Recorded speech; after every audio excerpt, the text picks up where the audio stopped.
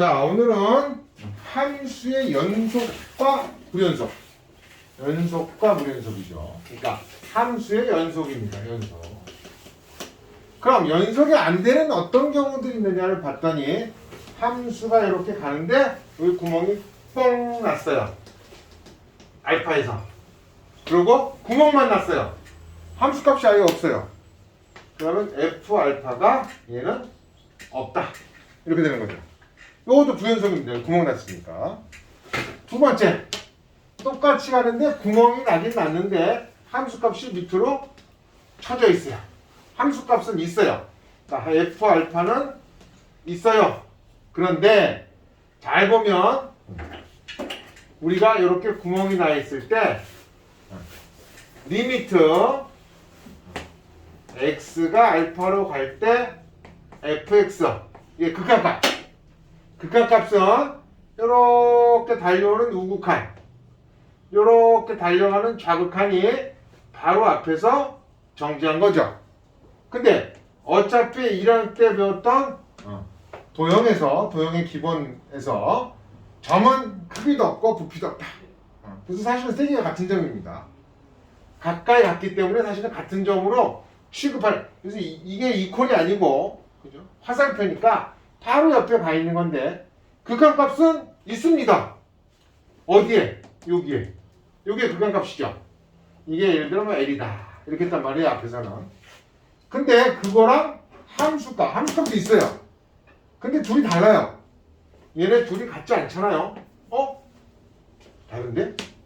그러면 불연속되는 거예요. 함수값이랑 극값이 다르니까 걔도 불연속되네. 얘는 아예 함수값이 없네. 이게 없으면 이게 같은지 다른지도 확인할 방법이 없잖아요. 그죠? 자, 그럼 마지막에 세 번째 불연속인 경우는 뭐냐? 얘는 좌극한이 이렇게 달려가다가 여기서 끝나요. 그죠? 얘는 우극한이 이렇게 달려가다가 여기서 끝나요. 그러면 좌극한과 우극한이 하나는 L1이고 하나는 L2로 둘이 다르죠. 지금 무슨 얘기냐면 극한값이 x가 여기도 마찬가지로 이렇게 해서 알파라고 하면 알파로 가는데 fx가 있다 없다. 이때 극한값이 있다 그래요? 없다 그래요? 없다. 그러나 물론 우리가 이걸 좀 분해해서 알파 플러스 우극한 있습니다. 좌극한 있습니다. 그죠? 우극한이랑 좌극한은 있습니다. 근데 이게 다르기 때문에 극한값이 없다고 하는 거죠. 그죠? 그러니까 극한값이 없고 함수값이 있어요. 함수값은 존재하지만 얘는 존재하지만 얘가 없어요. 그럼 같은지 다른지도 확인할 방법이 없는 거죠. 그래서 이 세 개를 종합해 보니 함수가 연속이라는 것은 뭐다? 우극한이랑 좌극한이 그러니까 원래는 책에는 이제 뭐라고 나오냐면 극한값이 존재하고 함수값이 존재하고 그 둘이 딱 같을 때 연속이다 이렇게 얘기하는데 그거는 이제 정석적으로 얘기하는 거고요. 실제로 문제 풀 때 실전에서는 리미트 x가 알파 좌극한 그죠? fx 하고 리미트 x가 알파 플러스 우극한하고 뭐하다? 같다. 그럼 당연히 이거 극값이 있는 거고 좌극한 우극한이 같은 거고 이거랑 누가 함수 값이 세 개가 다 같으면 자동으로 극한값도 있는 거고 극한값과 함수값이 같은 거죠.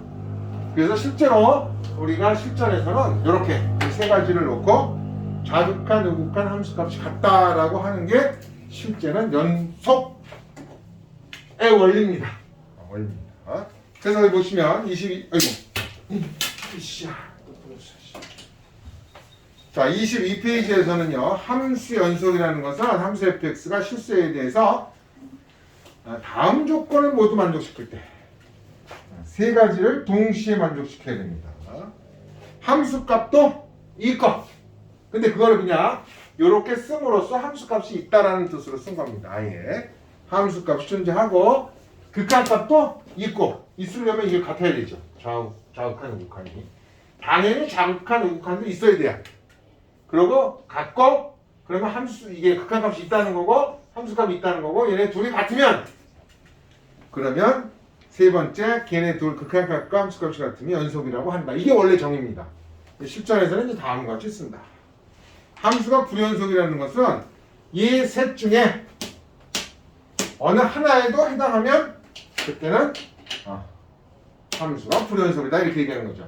함수값이 없다, 극한값이 없다, 극한값이 다르다, 함수값도 있고 극한값이 같지만 그래서 극한값이 존재하지만 좌우극한이 같아서 둘이 달라도 안 된다. 이게 전부 세 가지가 다 불연속입니다. 아셨죠? 그 다음 23페이지 먼저 개념하고요. 구간 이렇게 얘기했는데 A서부터 B까지 전부 이렇게 된 건 바쁜데 이렇게 매번 쓰기 귀찮으니까 대괄호를 써서 A, B 이렇게 얘기합니다. 그럼 이거는 닫힌 구간이다. 양쪽 다 닫힌 구간이라고 얘기하고요. A가 안 들어가고 B도 안 들어간다 그러면 괄호로 써서 이렇게 표현합니다. 이거는 열린 구간이다. 그럼 우리가 수직선, 우리가 잘 알고 있는 이 수직선 전체는 마이너스 무한대부터 플러스 무한대까지 다 가는 직선인데 다 포함하는 직선이 수직선인데 무한대는 열린 구간으로 표현합니다. 무한대는. 그러면 예를 들어 지금 여기서 요걸 정의역으로 쓴다 그러면 요게 아니다. 요거다.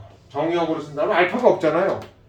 그러면 마이너스 무한대부터 어디까지? 알파 전까지. 또는 이게 정의역이 되는 거예요. 알파 빼고 플러스 무한대까지. 이게 지금 이 그림의 정의역이죠. 얘는 이겁니다. 함수값이 있으니까 이렇게. 그래서 뭐 닫힌 구간, 열린 구간, 뭐 경우에 따라서는 반닫힌, 반열린 구간도 있다. 아니면 억지로 만들면 이렇게 됩니다. 그러니까 마이너스 무한대부터 알파까지. 그러면 수직선상에서는요. 여기 알파까지 해서 요 구간 전체를 얘기하는 거죠. 그래서 이거를 반닫힌, 반열린 그러는데 그냥 뭐 이렇게 약식으로 우리가 표현하기를 한다 이겁니다. 별거 아니에요. 중요한 건 146에서 152까지는 우리가 함수를 딱 보고 정의역, 즉 x가 같지 못하는 점이 어디 있느냐 그거를 훈련하는 연습이지 구간으로 표시하는 건 연습 아닙니다. 사실. 그 다음에 지금 이거는 x 이퀄 알파에서의 연속을 이야기하고 있는 거예요. 한 점에서.